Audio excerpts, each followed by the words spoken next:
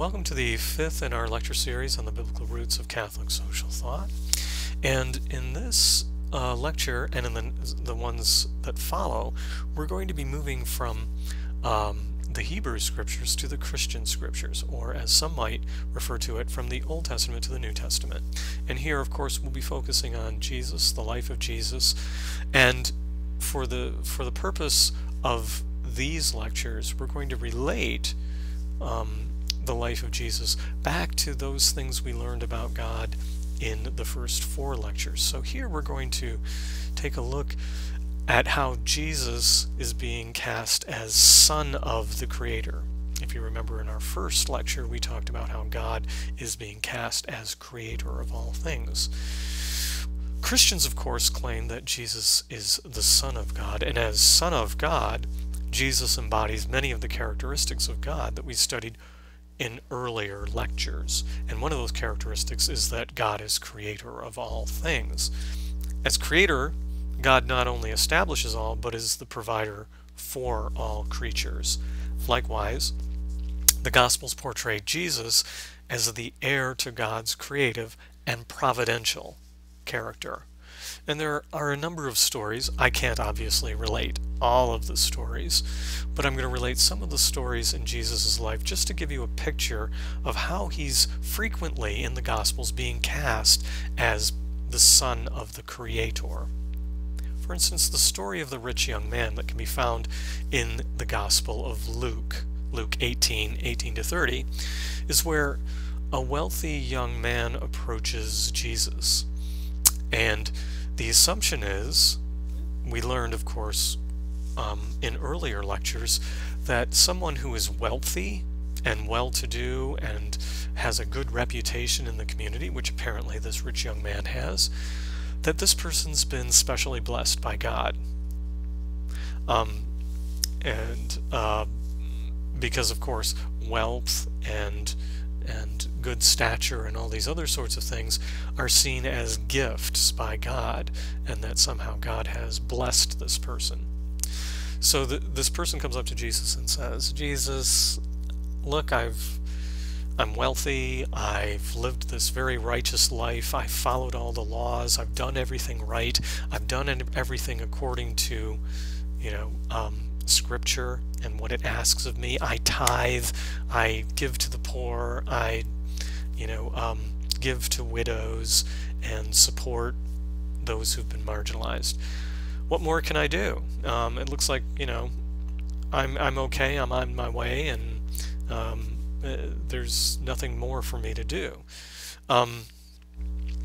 Jesus then says, you've done well, but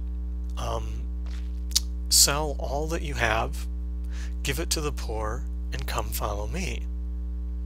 The end of the story has the young man not doing any of those things that Jesus suggested and going away with his head held low, and he's obviously going away sad that he heard something from Jesus that he clearly can't follow through on. And then Jesus turns around to his disciples and teaches them about this idea of a common destination of goods. And of course, common destination of goods is one of those themes that comes out of Genesis and God as the creator and provider of all. Another story is this feeding of the multitudes, and there are many different stories. In the Gospels of Matthew and Luke, you have two or three different stories in which Jesus gathers a group of people together, and at the end of the day feeds them miraculously. And here, I've just given you one reference, Luke 18:9-14, one of the references to many of those stories. In these stories, what happens is that Jesus is teaching a large group of people. Usually it's cast as 2,000, 3,000, 5,000, as many as 5,000. And he's usually teaching away from the town at some distance. It's coming to the end of the day. The disciples come up to Jesus and say, Jesus, you need to wrap this one up so people can, go home and can feed themselves and their families. And Jesus, usually in very simple terms, turns to the disciples and says, you feed them. And the disciples, and usually it's even presented this way, the disciples laugh, or the disciples think Jesus is joking, or they get a little bit angry. It's like, what do you think we are? Who do you think we are? We don't have much food here. All we've got are a couple loaves and a few fish.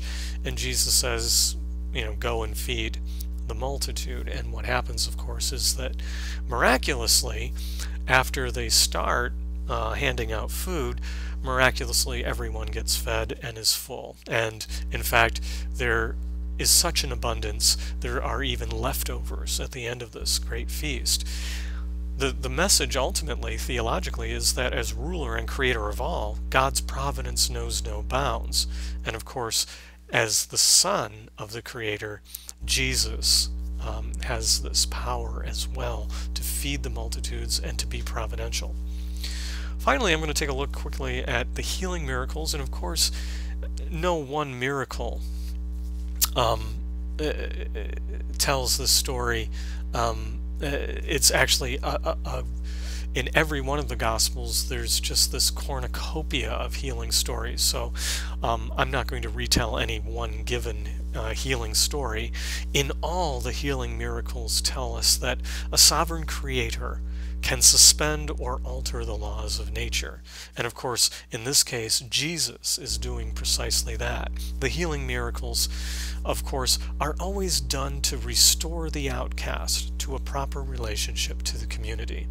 So if you were to look at the healing stories, and I of course encourage you to do this, go through the Gospel, look at the healing stories. The healing stories are almost